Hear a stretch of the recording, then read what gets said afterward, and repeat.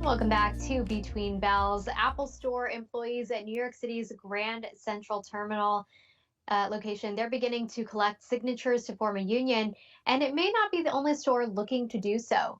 A report from the Washington Post says at least three more Apple stores may be looking to unionize as wages fail to match up with rising inflation. It comes nearly 2 months after organizers voted to affiliate with Workers United, which is the same group representing unionization efforts at Starbucks stores throughout the country. These Apple employees following similar moves by Etsy sellers who may be looking to form their own union after thousands recently went on strike to protest the website's recent transaction fare hike of 30%. And joining us now to discuss more is William Antonelli, tech reporter at Insider. Thank you so much for joining us. We know organizers at the Grand Central Terminal store in New York City are demanding they want to be paid at least $30 an hour. How has Apple responded to this? Apple's response has been sort of a non-response. They've given a very general, we value all of our employees, we want to make sure they're heard. But you have to realize that even for the most ardent anti-union companies, that is usually the first response. They usually do always say, oh, we value our employees, we want to make sure that they're doing the best. Because oftentimes the first line of anti-union defense is, well, look at how well we treat you right now. We can't possibly get any better. Why are you so ungrateful is sort of the unspoken term. But I think that a lot more people and a lot more workers, especially retail workers, are starting to learn to see past that and realize the benefits of a union extend past what the company is already offering. Yeah, and William, we know wage is one of those sticking points for these workers at Apple. Can you detail what else they're asking for, those that are seeking out a union? Sure. One of the big things that the Grand Central Store workers mentioned in their statement is all the work that they've done throughout the pandemic which is still ongoing.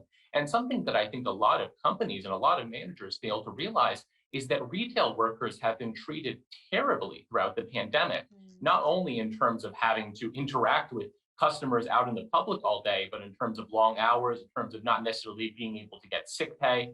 And while Apple's retail workers are generally paid better than some other workers, you also have to realize that when it comes to unionization, salary is just a small part of the equation. If they're being offered benefits that they love, Apple could take those benefits away tomorrow without having to explain anything. And having a union contract is a great way to make sure that A, they can keep those benefits, and B, they can keep those benefits for all the people that come after them, even after they leave, both of which I think are noble goals. Yeah, such a good point, especially because we know Apple does offer those benefits to full and part-time employees, benefits like tuition repayment and paid family leave.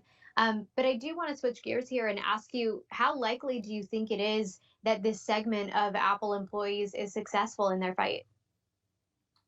Well, it's certainly more likely that an individual store can unionize as opposed to the entirety of Apple at once. And honestly, I think this is a good way to go about it. I think that individual stores unionizing, and then later, if a majority or a mass amount of stores unionize, they can link up.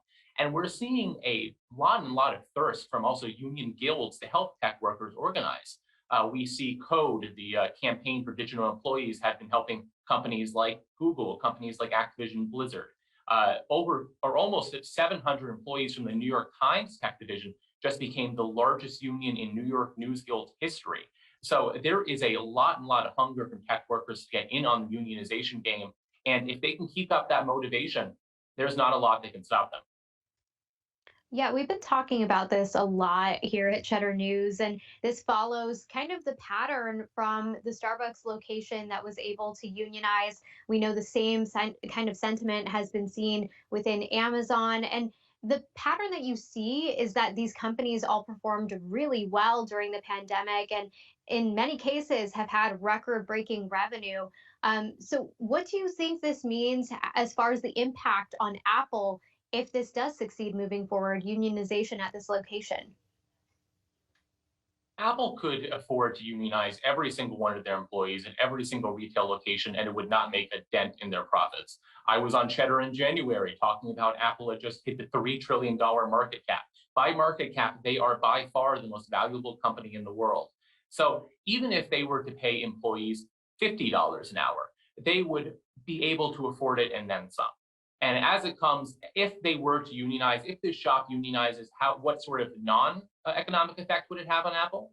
I honestly think it would make Apple a more promising place to work at. I think it would help attract new employees. Really good to have your perspective. Like 30 seconds left here. Do you expect this organized labor movement to continue throughout the post pandemic years? Hopefully, we're on our way out of it. Absolutely. It's hard to organize a union in a pandemic. So the fact that so many people have been doing it now is just a testament to how much we need unions, and it's a testament to how fed up people are with the current status quo. So I definitely see this continuing after the pandemic. William Antonelli, tech reporter at Insider, thank you so much for joining us.